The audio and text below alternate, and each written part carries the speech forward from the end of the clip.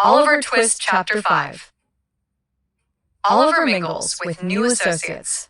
Going to a funeral for the first time, he forms an unfavorable notion of his master's business. Oliver, being left to himself in the undertaker's shop, set the lamp down on a workman's bench and gazed timidly about him with a feeling of awe and dread, which many people a good deal older than he will be at no loss to understand. An unfinished coffin on black trestles, which stood in the middle of the shop, looked so gloomy and deathlike that a cold tremble came over him every time his eyes wandered in the direction of the dismal object, from which he almost expected to see some frightful form slowly rear its head, to drive him mad with terror.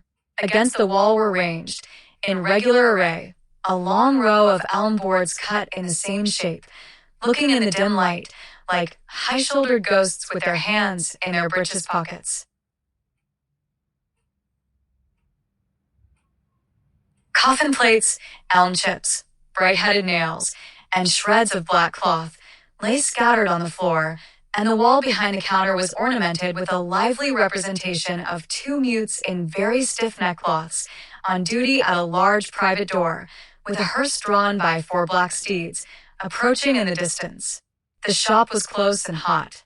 The atmosphere seemed tainted with the smell of coffins. The recess beneath the counter in which his flock mattress was thrust looked like a grave. Nor were these the only dismal feelings which depressed Oliver. He was alone in a strange place, and we all know how chilled and desolate the best of us will sometimes feel in such a situation. The boy had no friends to care for, or to care for him. The regret of no recent separation was fresh in his mind. The absence of no loved and well-remembered face sank heavily into his heart. But his heart was heavy, notwithstanding, and he wished, as he crept into his narrow bed, that were his coffin, and that he could be lain in a calm and lasting sleep in the churchyard ground, with the tall grass waving gently above his head, and the sound of the old, deep bell to soothe him in his sleep. Oliver was awakened in the morning by a loud kicking at the outside of the shop door, which, before he could huddle on his clothes, was repeated in an angry and impetuous manner about 25 times. When he began to undo the chain, the legs desisted, and a voice began.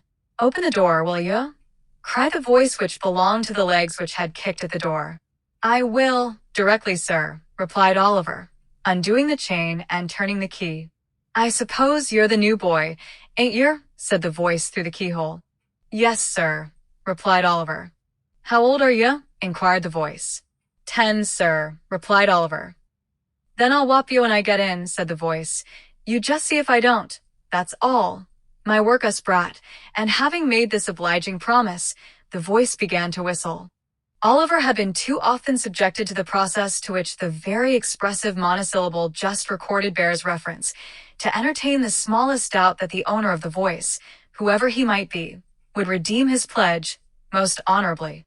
He drew back the bolts with a trembling hand and opened the door.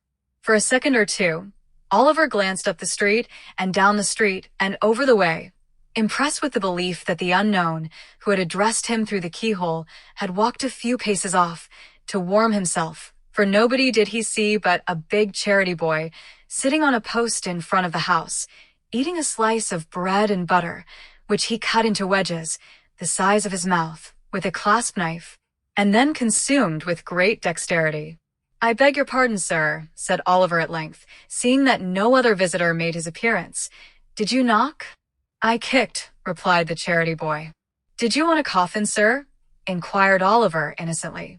At this, the charity boy looked monstrous fierce, and said that Oliver would want one before long, if he cut jokes with his superiors in that way. "You don't know who I am, I suppose, work us?" said the charity boy, in continuation, descending from the top of the post, meanwhile, with edifying gravity. "No, sir," rejoined Oliver. "I'm Mr. Noah Claypole," said the charity boy, "and you're under me. Take down the shutters, you idle young ruffian." With this, Mr. Claypole administered a kick to Oliver, and entered the shop with a dignified air, which did him great credit.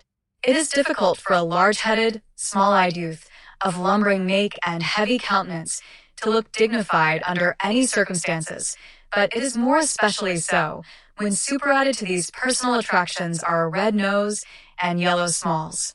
Oliver, having taken down the shutters and broken a pane of glass in his effort to stagger away beneath the weight of the first one to a small court at the side of the house in which they were kept during the day, was graciously assisted by Noah, who, having consoled him with the assurance that he'd catch it, condescended to help him. Mr. Sowerberry came down soon after. Shortly afterwards, Mrs. Sowerberry appeared. Oliver, having caught it, in fulfillment of Noah's prediction, followed that young gentleman down the stairs to breakfast. "Come near the fire, Noah," said Charlotte.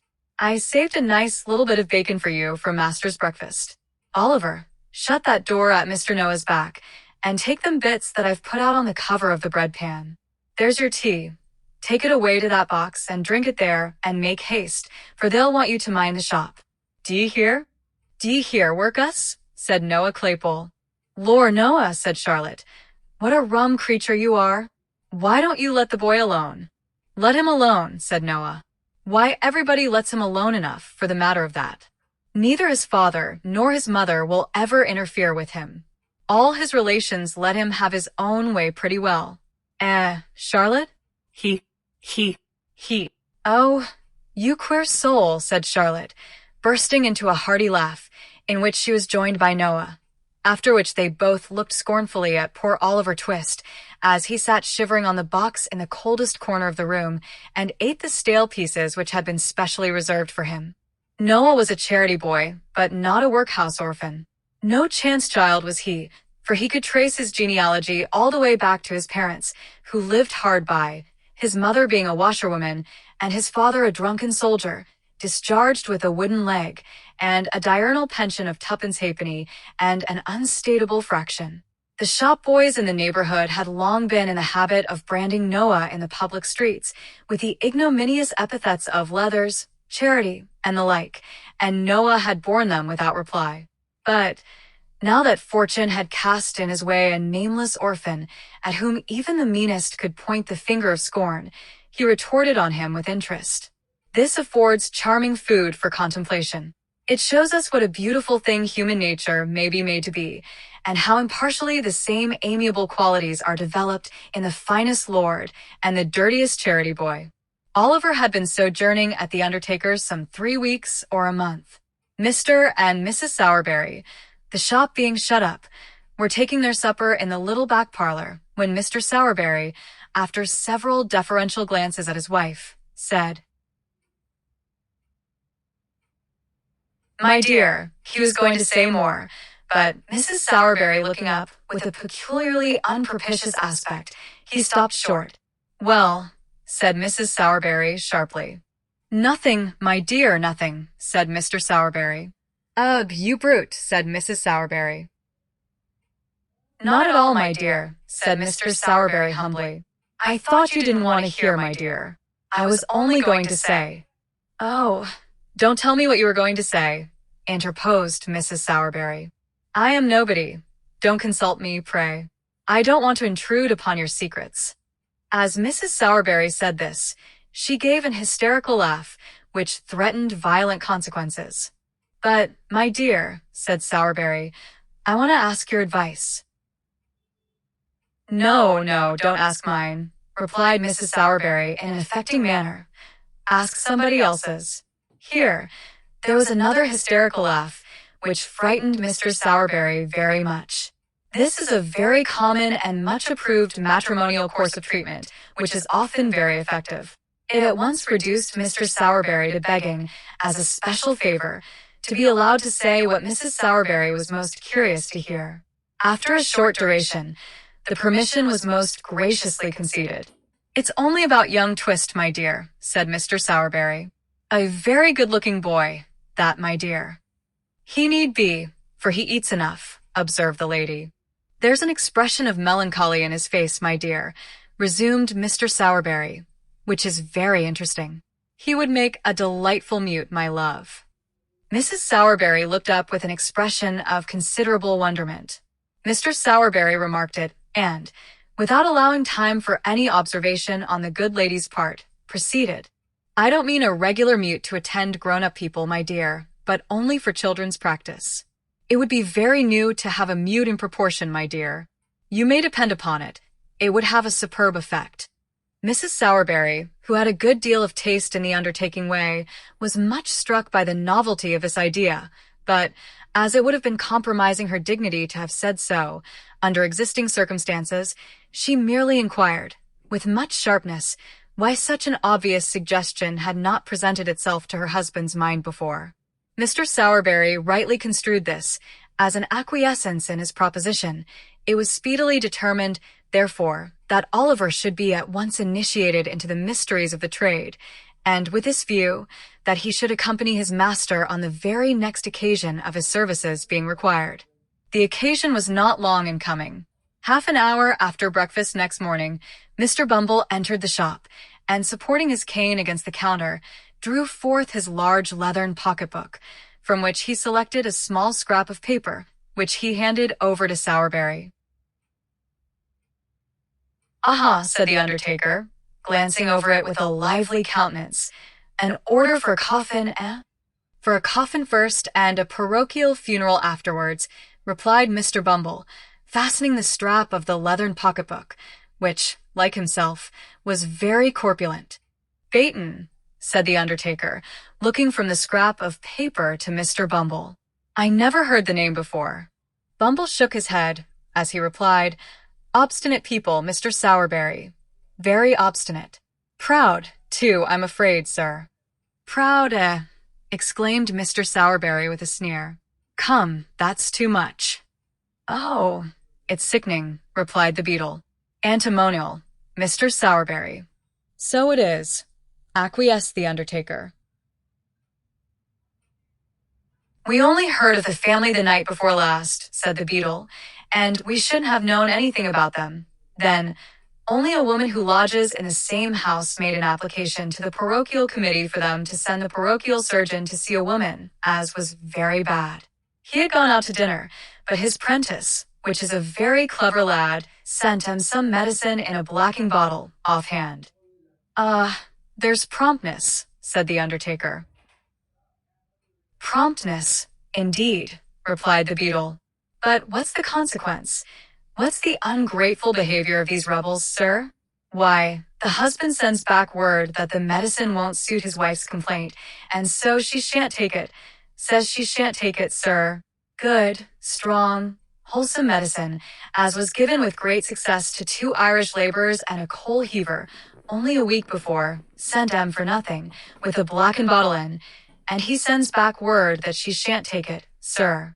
As the atrocity presented itself to Mr. Bumble's mind in full force, he struck the counter sharply with his cane, and became flushed with indignation. "Well," said the undertaker, "I never did." "Never did, sir," ejaculated the beadle. "No, nor nobody never did, but now she's dead, we've got to bury her, and that's the direction, and the sooner it's done, the better." Thus saying, Mr. Bumble put on his cocked hat wrong side first, in a fever of parochial excitement, and flounced out of the shop. "Why, he was so angry, Oliver, that he forgot even to ask after you," said Mr. Sowerberry, looking after the beadle as he strode down the street. "Yes, sir," replied Oliver, who had carefully kept himself out of sight during the interview, and who was shaking from head to foot at the mere recollection of the sound of Mr. Bumble's voice.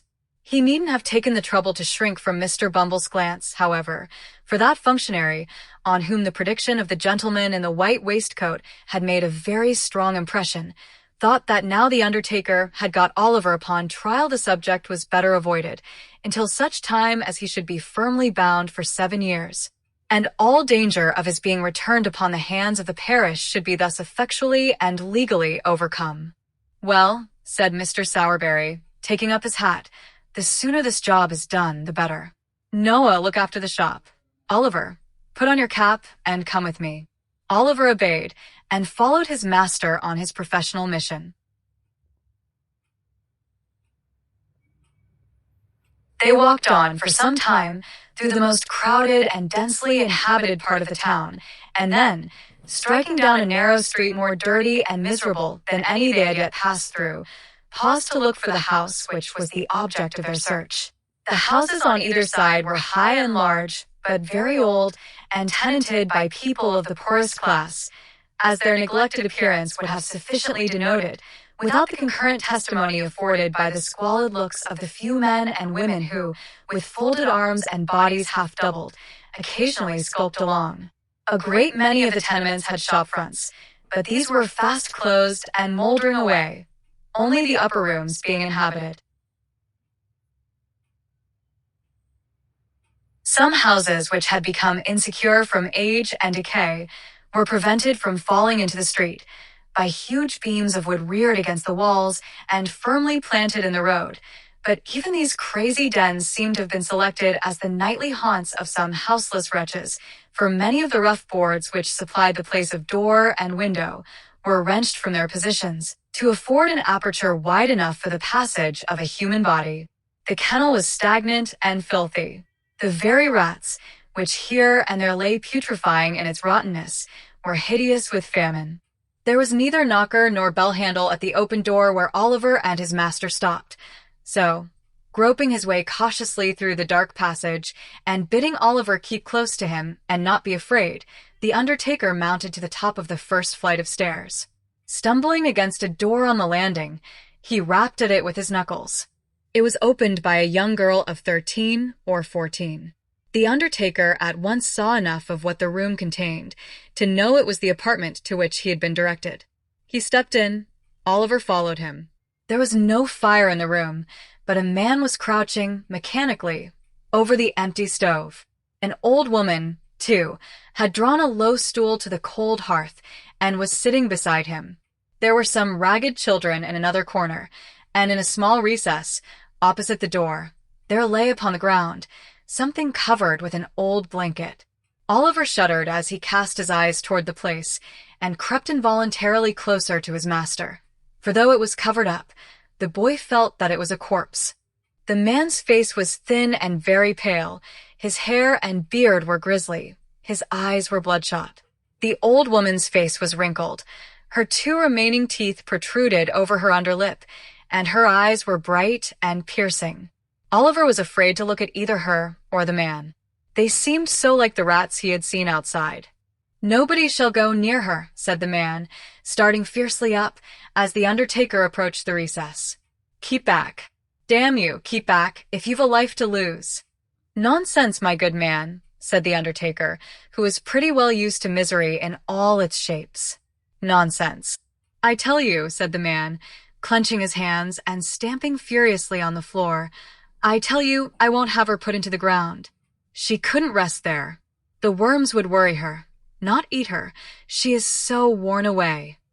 The undertaker offered no reply to this raving, but producing a tape from his pocket, knelt down for a moment by the side of the body.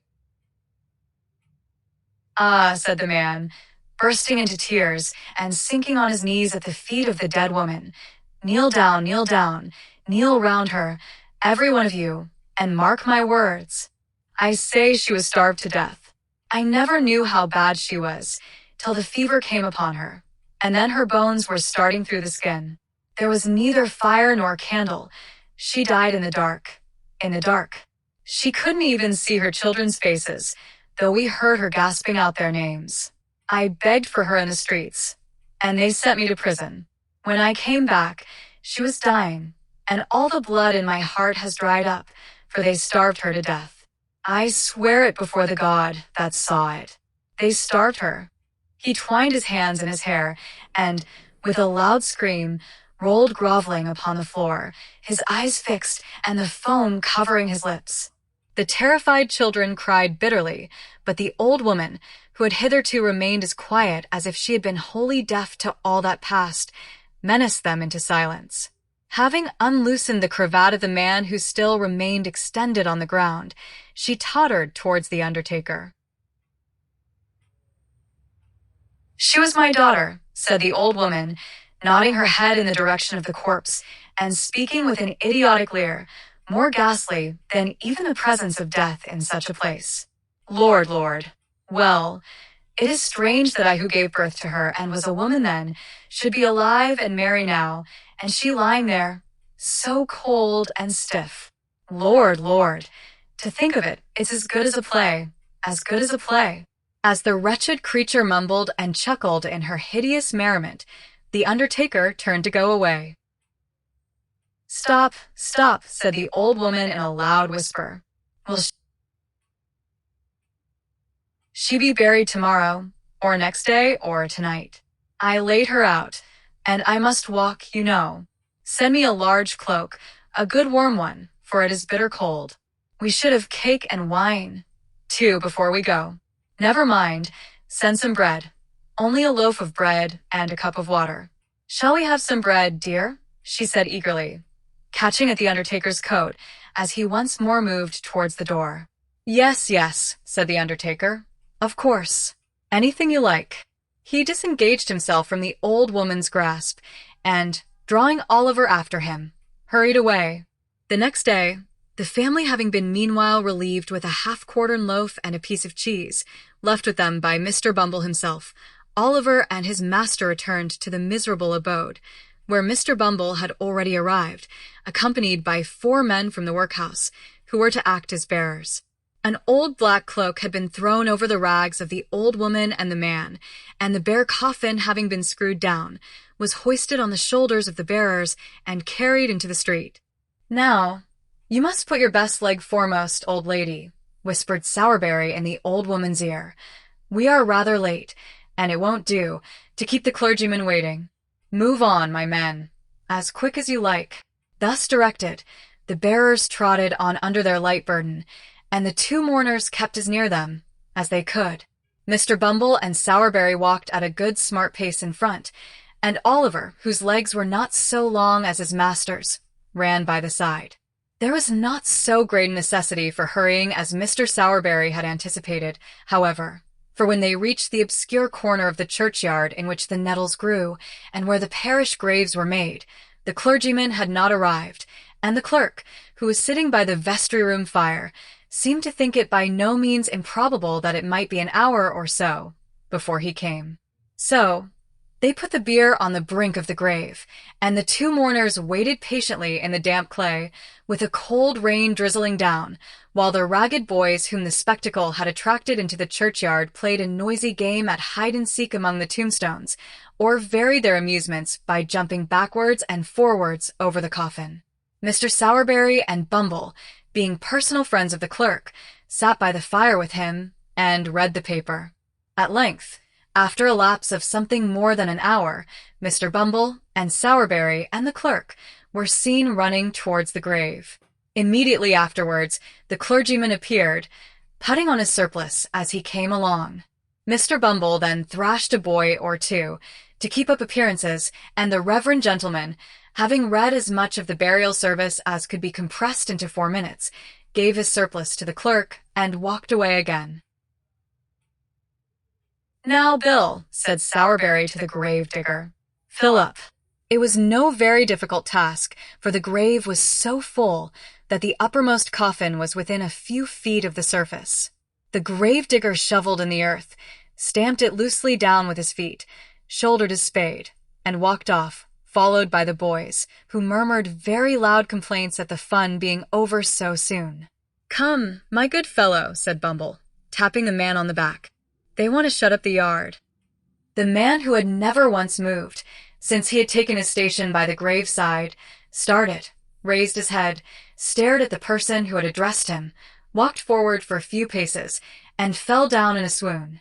The crazy old woman was too much occupied in bewailing the loss of her cloak, which the undertaker had taken off, to pay him any attention, so they threw a can of cold water over him, and when he came to, saw him safely out of the churchyard, locked the gate, and departed on their different ways. Well, Oliver, said Sowerberry as they walked home, how do you like it? Pretty well. Thank you, sir, replied Oliver, with considerable hesitation. Not very much, sir. You'll get used to it in time, Oliver, said Sowerberry. Nothing when you are used to it, my boy. Oliver wondered, in his own mind, whether it had taken a very long time to get Mr. Sowerberry used to it. But he thought it better not to ask the question, and walked back to the shop, thinking over all he had seen and heard. Like this. like loading. Related. Oliver Twist by Charles Dickens. I treats of the place where Oliver Twist was born and of the